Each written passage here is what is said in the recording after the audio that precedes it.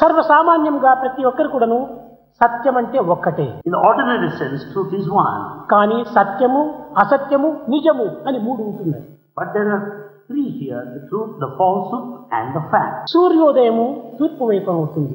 Sun rises towards the east, కానీ పశ్చిమ వైపున సూర్యాస్తమం అవుతుంది. but sun sets towards the west. ఇది సత్యమని సామాన్య ప్రజలు భావిస్తారు.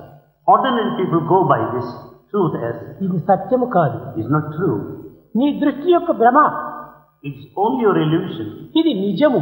కనిపించుతుందాదంటే సూర్యుడు తూర్పు వైపున ఉదయించడము, పడమటి వైపున అస్తమించడము ఇది కనిపించేటువంటి దృశ్యం. It is only the apparent one, that what you see, the sunrise and ఇంకా sunset. సత్యం అంటే ఏమిటి?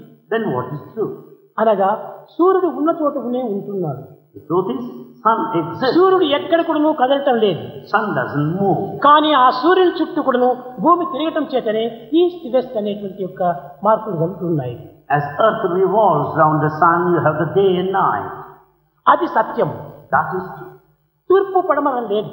Nothing like east. సూర్యోదయ సూర్యాస్తమం లేదు. Nothing like sunrise. కానీ సూర్యోదయ సూర్యాస్తమం అంటము ఇది కేవలం నిజం.